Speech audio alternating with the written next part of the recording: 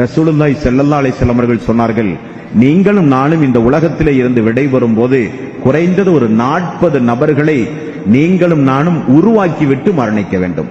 எதற்கு 40 நபர்கள்? யார் அந்த 40 நபர்கள்?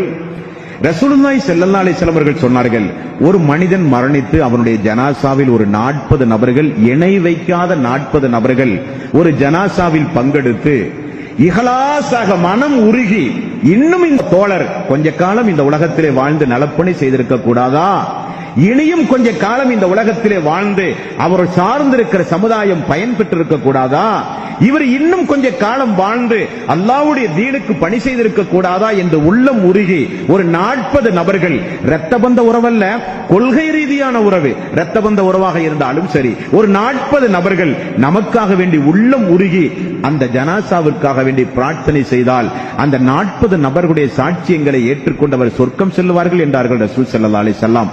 அந்த 40 நபர்களை நீங்களும் நானும் உருவாக்க வேண்டுமானால் உள்ளம் கெட்டுப்போன நிலையில் இந்த உலகத்தில் வாழ்ந்தால் உருவாக்க முடியாது.